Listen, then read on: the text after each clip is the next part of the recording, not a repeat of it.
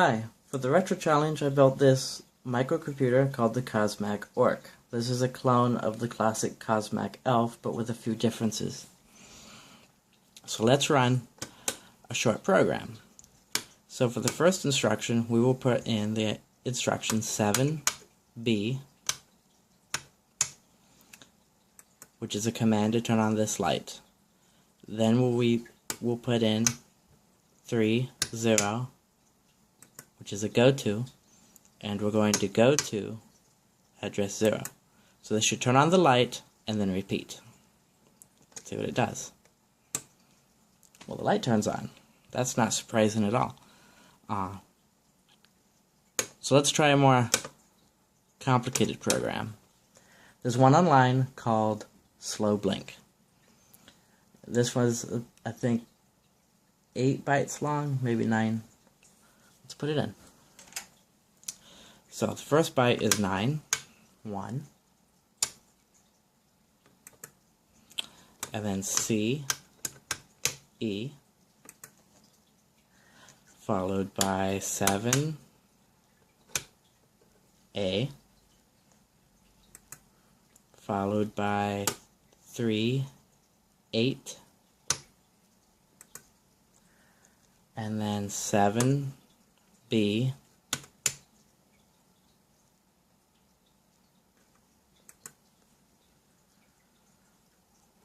one, 3, 0, and then a 0. Let's run it.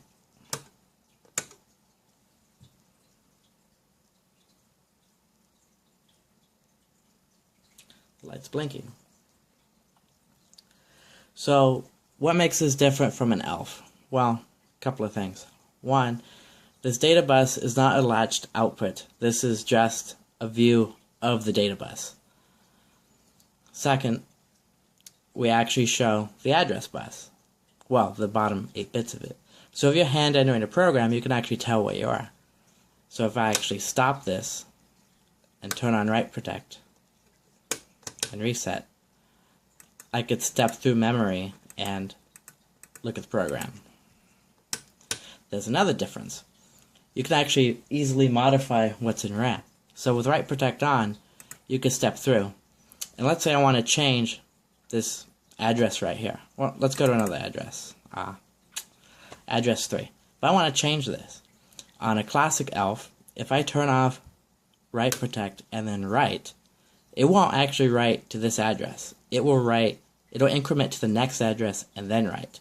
If I want to write to this address, so if I want to look and view an address and then edit it, I have to know that this was address 3, which it wouldn't even have the address line. So you just know that you press this button 3 times. Then you'd have to reset and then press it 2 times, put the data in, and then push it. Seems like that would be pretty annoying. With this, you just turn write protect off. Put in the new data you want. Like, let's say I only want this one on. And you can press this write button. And it'll overwrite that value without changing the address. And if you made another mistake, you could do it again.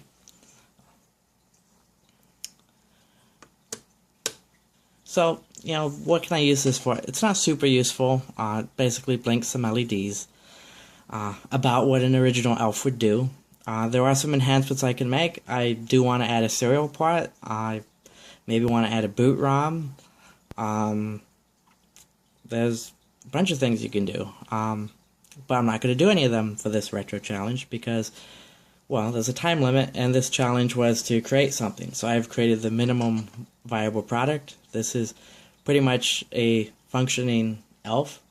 And this is what you would get if you went through and followed all the instructions of the first Popular Electronics article that told you how to make this thing. So in a future retro challenge, maybe I'll add some of the enhancements such as boot ROM and serial ports. If you want to see what the inside looks like, we should unplug it, pull off the cover,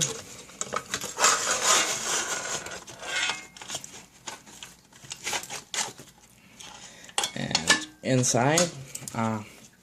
First of all, you notice that this was built inside of a CD-ROM enclosure, and the front panel is just an empty 5 1/4 inch bay plate.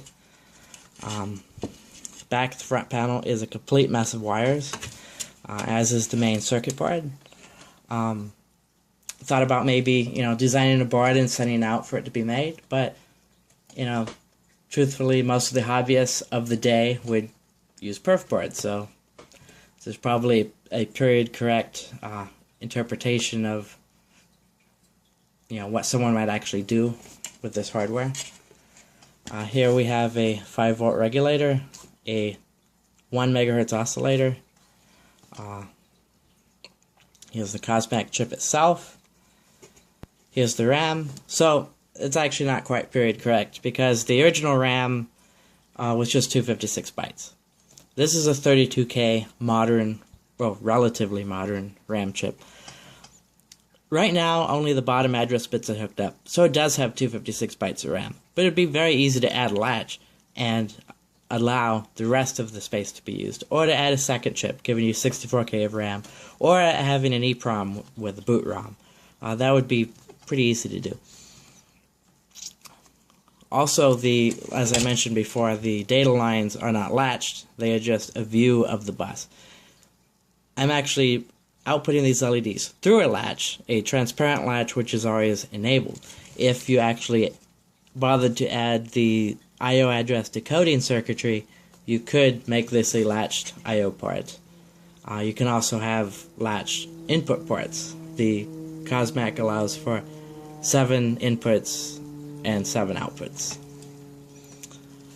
Another change is the address lines are actually viewed through a bus transceiver.